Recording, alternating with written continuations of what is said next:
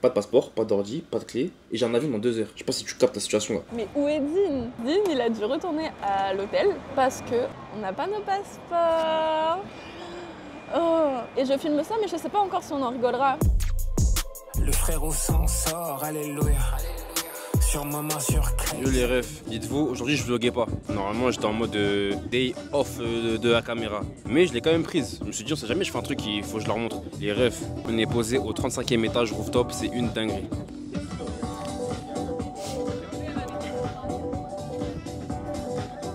Je sais pas si tu captes. Et eux là-bas, ils ont une piscine. Hein. Ouh.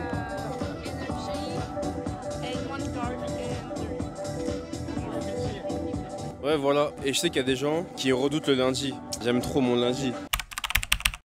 Bah déjà ce qui est trop bien, c'est que t'es pile dans le thème. C'est-à-dire que moi quand j'ai démarré carrément j'ai gagné 800 € par mois, j'étais salarié hôte d'accueil, temps partiel. La formation elle coûte 200 balles, c'est-à-dire que je mets un quart du salaire. Dans ma tête c'est réussir ou mourir en vrai. Je commence par le trading, d'ailleurs c'est ce que je te recommande vivement. À chaque fois je redirige les gens vers le trading parce que c'est ce qu'il y a de plus accessible et c'est le plus gros levier disponible à quelqu'un qui n'a pas beaucoup d'argent. Certes, tu ne feras pas beaucoup d'argent. À partir du moment où tu es déjà en train de faire ne serait-ce que 10 €, 15 €, 20 € avec de l'argent que tu avais à la base, donc de faire fructifier un capital, tu ne verras plus l'argent de la même manière. Toi qui es dépensier, tu m'as dit, quelqu'un qui est dépensier, il va toujours chercher à gagner plus. Mais quand tu vas gagner plus, tu vas faire quoi? Tu vas dépenser plus, enculé.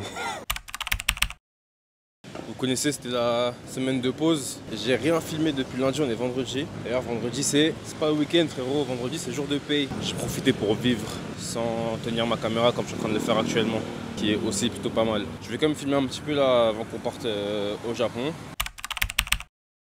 Je suis actuellement à un stand de Hagra ici.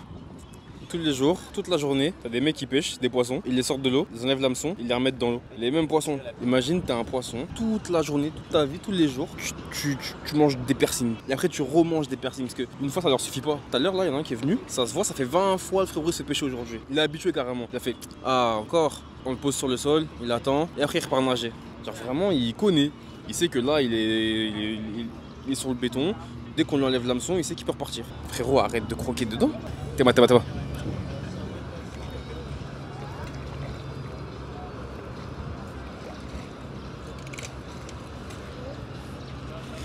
En plus, c'est des balais ce poisson. Comme quoi? Ça. Sur le pied là. On peut déjà le fermer. Attends, c'est le ramène tout. Il a mangé juste? Ouais, il a mangé. C'est bâtard.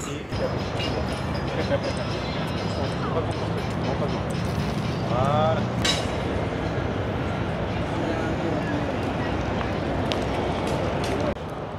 Ah, il est là, hein? Ouais. Vas-y. Tu pompes vers le haut, tu moulines vers le bas. Ah, trop de force. Non, toujours là. Pas trop fort, pas trop fort. On maîtrise son poisson. Doucement, pas trop en l'air. C'est bien, stop. On met le dans l'eau.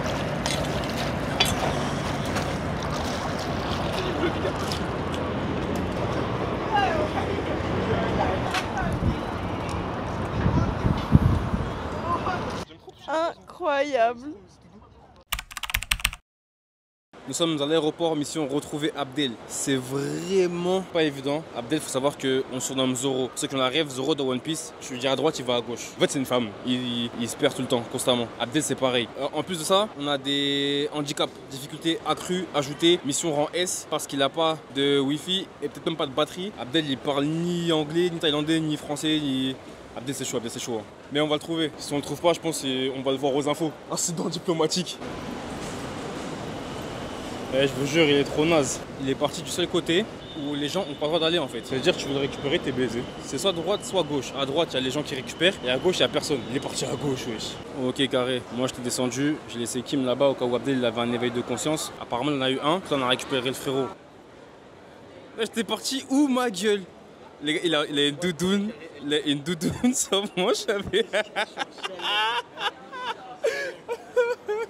Bon, heureusement on est venu le récupérer parce que ici, si je l'avais laissé tout seul, bah déjà il serait perdu de 1, de 2, il aurait payé 1000 € en taxi. Là on s'est déjà battu au 4e étage parce que le mec, je paye par carte sur l'application et dans le truc, il me demande encore plus d'argent. Donc on lui a dit bah non. Il a coupé l'application, il est sorti, on a pris les valises. Là, on a pris un truc qui est censé être legit, c'est-à-dire normalement tu rentres, il met son compteur. Il va pas le faire. Il va pas le faire, c'est les Arabes d'Asie ici là. Donc c'est parti pour un deuxième combat, mais cette fois-ci, je pense qu'on va gagner. C'est lui là-bas. Oh là là, il est focus le poteau, il est prêt. Tout à l'heure, on a dit Abdel va devant, il a ouvert la porte du conducteur, Mskin.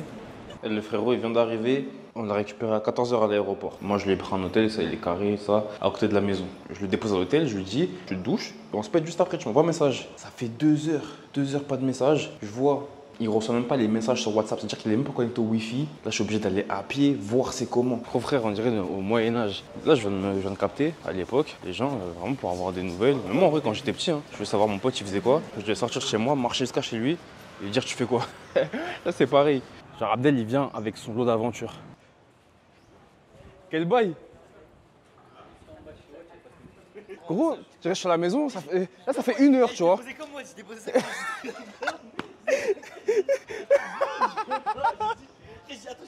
Là, du coup, je disais, je suis posé pendant 1 heure chez moi, mais je me dis, vas-y, 1 heure. Après, je pense faire caca, ça peut être long. Après, il se douche. Après, Meskin, il a fait 18 heures de vol. Poto, il veut se poser. Après, ça fait 1h30. Et là, je m'allonge, je me dis, imagine, il a fait comment il s'est allongé. Et imagine s'il s'allonge, il s'est endormi. Non, je peux pas m'endormir. Et là, je me dis, mais wesh. Dites-vous, là, on a que 1 journée, même pas. Parce que demain midi, on prend l'avion. Mais en plus, je me suis dit, imagine, essaye de venir et tout. Mais je suis introuvable. En fait, tu peux même pas rentrer sans badge. Il y a 3 endroits où faut que tu passes ton badge. Et ascenseur pareil, bloqué.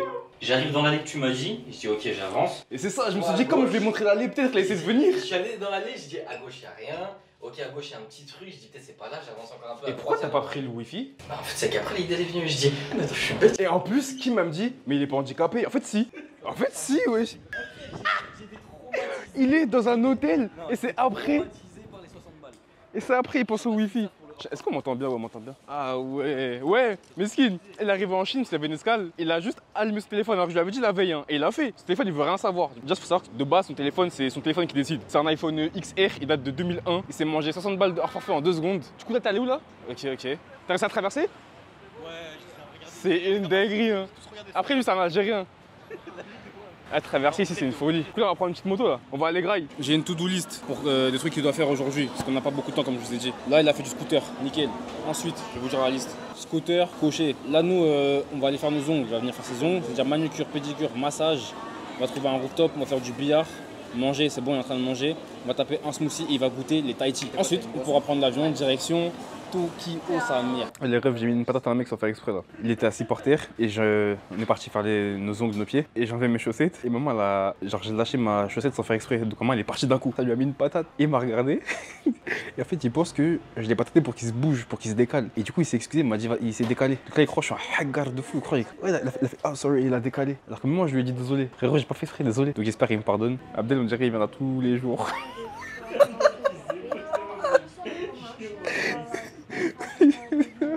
Vous aviez déjà vu des pieds, mais est-ce que vous aviez déjà vu des panards? La poteau a trouvé une huître.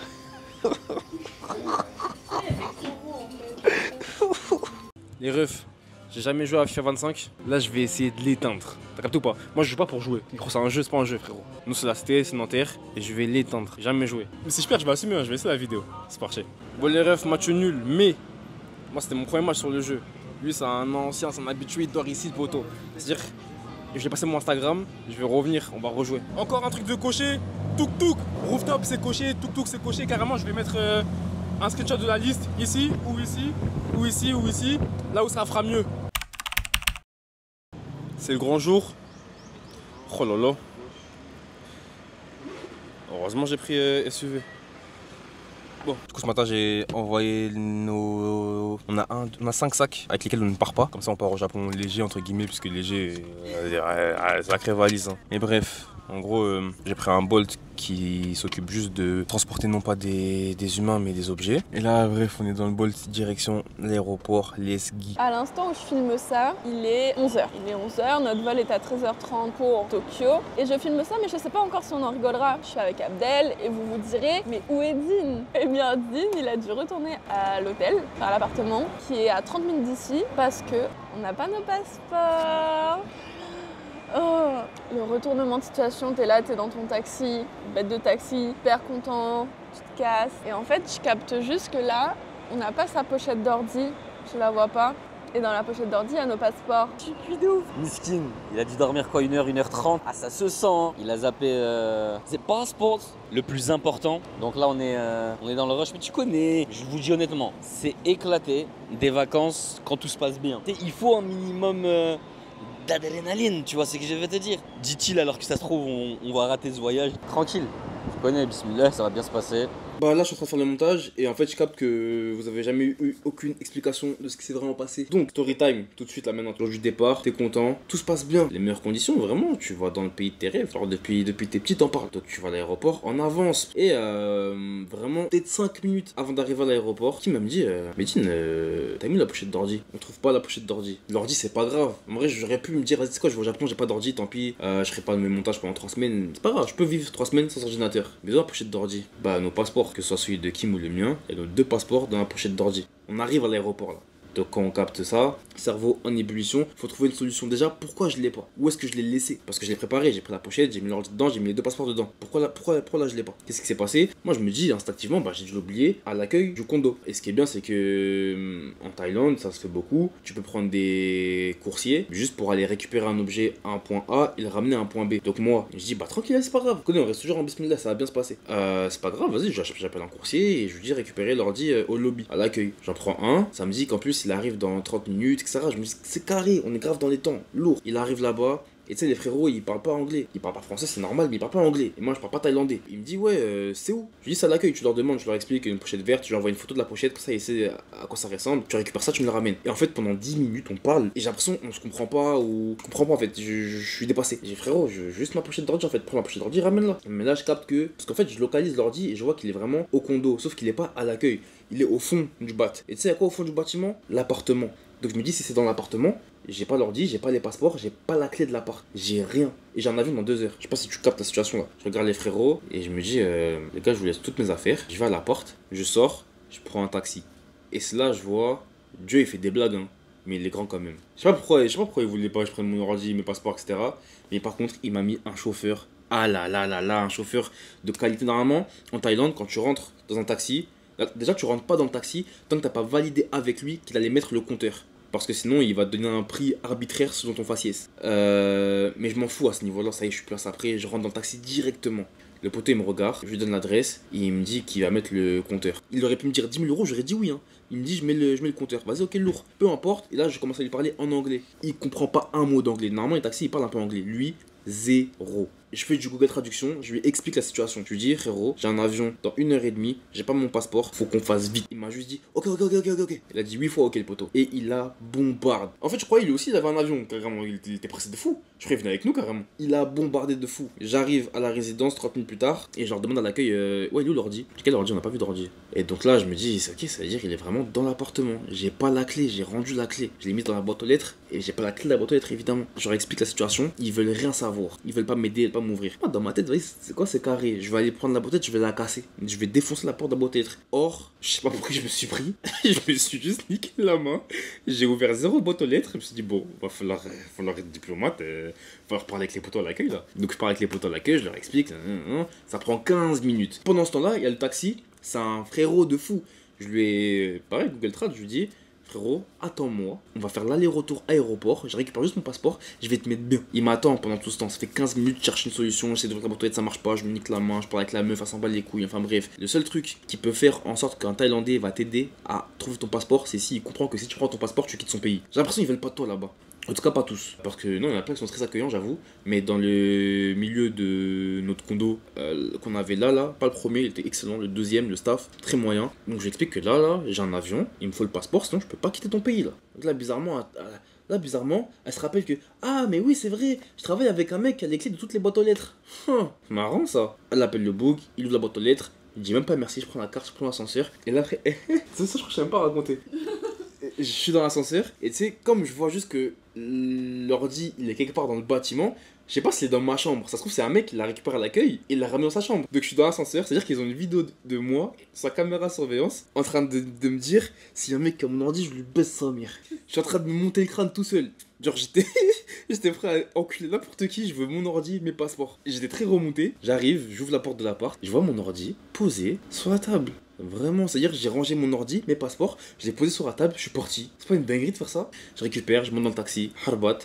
Sur le retour, pareil, il bombarde, c'est un brave de fou. On arrive à l'aéroport, il y avait Kim en train de m'attendre.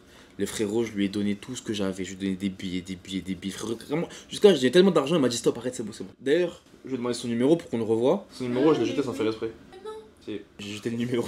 Je lui ai donné son numéro pour qu'on le revoie un jour et je lui paye à manger et tout, tu vois. Et j'ai jeté son numéro à la poubelle quand j'ai jeté mes tickets de. Tickets de 7-Eleven, tout ça, genre. Alors le pire, c'est que je sais qu'il pense à nous tous les jours. Enfin, Mais non. je pense à lui tous les jours. Il pense à moi tous les jours, je pense à lui tous les jours. On s'oubliera jamais, mon rêve. On le reverra sûrement jamais. Je penserai à toi pendant très longtemps. Je suis sûr que toi aussi. Parce qu'on a passé un moment intense tous les deux. Parce que t'as risqué ta vie au volant. Bref, au final, je suis arrivé pile poil dans les temps. C'est quoi, ils ont ouvert la boîte aux lettres finalement? Miracle. On est dans l'avion en mode bien équipé là. T'as capté ou pas? Double cheese bacon. Ça veut dire que dedans, il y a un surplus calorique et un déficit de hasanet. On arrive au Japon, c'est le moment. Réduction du bruit, je vous aime bien.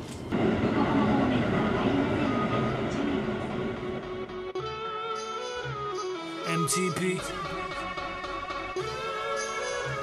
Joe Kizzy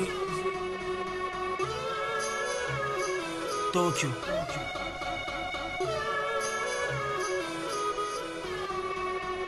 Ride sur Paris comme Mona Lisa Blois et honneur de Vinci Tout au fond d'une Jap mais pas dans une Nissan. Résumé situation update. Midi 40, donc on arrive à Tokyo et de Tokyo on a pris le métro jusqu'au Shinkansen. Donc on a fait 800 km en train en 3h40. On a Hiroshima. Il faut savoir que moi je suis le genre de mec qui connaît le nom de l'avion, le nom de la bombe, l'heure à laquelle ça a pété, la date, bref. De base la guerre mondiale, ou même la guerre de manière générale, ça m'intéresse, les conflits, tout ça. Mais au-delà de ça, l'aspect scientifique de la chose m'intéresse parce que tout ce qui est nucléaire, etc., je kiffe. Bref, là on est à Hiroshima, on va voir le dôme de la bombe, mémorial, pas mal de choses à faire. Je vous montrerai l'appartement tout à l'heure. Pourquoi on n'est pas à l'appartement? Parce qu'il est midi comme je vous ai dit et qu'on a le droit d'accéder qu'à partir de 16h. Donc on est allé, on a déposé nos affaires. Là on se pavane, on fait que marcher. On s'est posé, on mange, on va vivre là la journée. On reste 3 jours à Hiroshima, le temps de faire tout ce que je vous ai cité, plus d'autres choses. Il y a des petits tours, des petits trucs en nature à faire, tout ça. Et après, on ira dans une autre ville. Vous découvrirez l'itinéraire au fur et à mesure. En tout cas, étape 1, nous y est, Hiroshima. On fait ça bien. Vous avez fait ça avec amour, tu vois. Ouais, c'est pas juste son taf.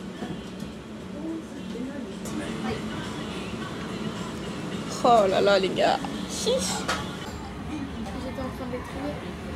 Ah, tu vois bien là? C'est excellent le zoom. Je suis choqué du zoom. C'est tellement paisible. Il y a un petit vent, la température elle est parfaite. Tu sens quand même le soleil sur toi. Le combo il est vraiment, c'est incroyable le combo. Là vous avez en face le dôme de la bombe. Je vais mettre je mettrai une image incrustation histoire que vous captiez ce qu'il y a en face de vous. Comme il vous a dit, on est allé visiter le site parc du mémorial de la paix de Hiroshima. Voilà. Et tout ça pour dire que l'atmosphère, elle est reposante. Il fait, comme disait Dean, il fait super beau, il fait super bon. Et ouais, il y a du monde et en même temps, t'es pas du tout oppressé. Genre tout le monde fait sa petite vie. Là, je vous montre Abdel. Il fait ça. Il vit sa meilleure vie. Et il s'est d'ailleurs fait arrêter par un petit groupe d'enfants et on nous a demandé qu'est-ce que c'était la paix. Voilà, donc il y a plein de sorties scolaires sur ce site et ils transmettent vraiment de très très belles valeurs à leurs enfants. Je profite de cet instant et cette atmosphère de paix pour partager une petite notion de racisme. Vraiment, si vous êtes algérien, si vous êtes algérien, bah venez ici en fait. Ça sert à rien toujours t'as les sourcils foncés, tu craches, t'es tranquille frérot. Viens ici, il fait vraiment bon vivre. En plus tu pourras manger au halal ou manger des bons sushis. Voilà, regarde, t'as déjà vu un algérien aussi posé? Jamais gros. Moi je l'ai connu à Nanterre, il était pas comme ça. Donc voilà, tous mes végétas, sourcils froncés, venaient au parc du mémorial de la paix de Hiroshima. Sublime. Mais blague à part, je trouve excellent de pouvoir inculquer la paix aux enfants. En mode sortie scolaire, le thème c'est la paix. Quand ils ont arrêté Abdel, c'était pour lui demander sa vision de la paix, tout ça. Ça permet de parler anglais et même tu parles avec des étrangers et vous échangez sur des notions de paix. Ça tue de fou. What does peace mean to you? Could you write it down?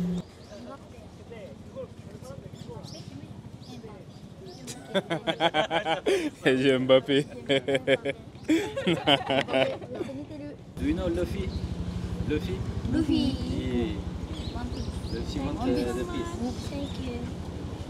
Kawaii. Ils ont beaucoup d'écriture. Ouais, voilà, exactement ce dont je vous parlais tout à l'heure. Et tout à l'heure, c'est des fous. Enfin, c'est des fous, je parle d'Abdel. Je parle d'Abdel au pluriel carrément. Ils sont venus les petits pour demander à Abdel la même question qu'ils viennent de demander à Hakim, c'est-à-dire ta vision de la paix, tu vois. Ils viennent, ils disent excusez-moi. Abdel il dit oui, il prend le papier, il a même pas lu une seconde, il a commencé à signer en mode c'est un autographe. Gros, Abdel, tu crois que t'es qui? C'est une dinguerie. Il a cru. Gros, à Nanterre, personne ne le cala. Il a cru au Japon, on voulait des autographes de lui. Wesh, il a voulu signer un autographe. Ah ouais, mec. Il a même pas lu la feuille en fait. En fait, c'est ça qu'on lui reproche. Il lit rien, il veut rien savoir. C'est un fou. Pour les refs, on a récupéré la part, comme vous savez, c'est japonais. Ici, tu laisses tes paires. Et là, tout le reste, c'est que du pied nu. Première pièce.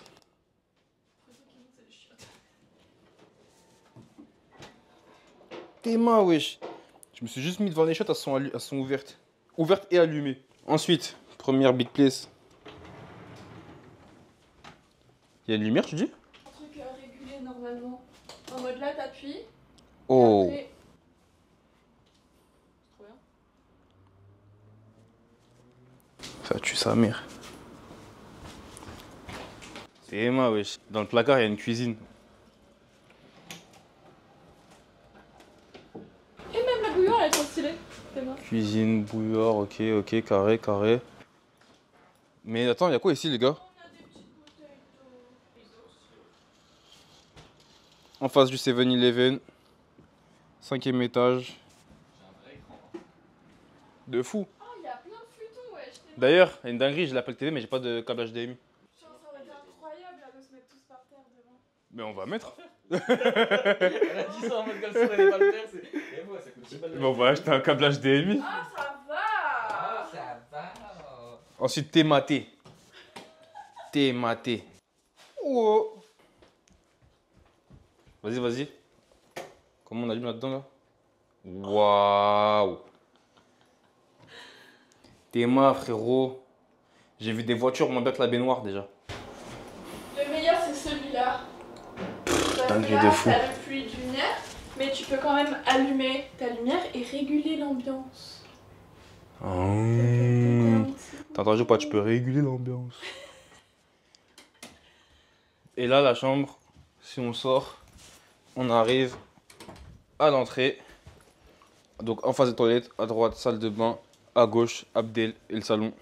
On va aller acheter un câble HDMI parce que j'ai pas le mien, je l'appelle TV mais j'ai pas le câble HDMI. Abdel il m'a ramené ma télécommande de France parce que j'avais oublié aussi. Ça va se mettre bien ce soir. On va se faire un truc, hein, ça va manger, ça va se poser. Là je vous cache pas, on est fatigué. Bon après ouais, je sais pas ce qu'on va faire, je parle pas trop vite, je m'avance pas trop. Là je me sens pas prêt à dormir, mais Bélec pourquoi pas si je me couche, peut-être du KO direct. Donc j'hésite à ne pas me coucher en fait. En plus il y a des massages en bas. Bref, bisous. Paname, c'est loin du Panama. J'ai dit ma femme, pas ma nana. J'aime quand ça colle comme au sauna. Ta poussée feels comme Nirvana. Paname, c'est loin du Panama. J'ai dit ma femme, pas ma nana. J'aime quand ça colle comme au sauna. Ta poussée feels comme Nirvana.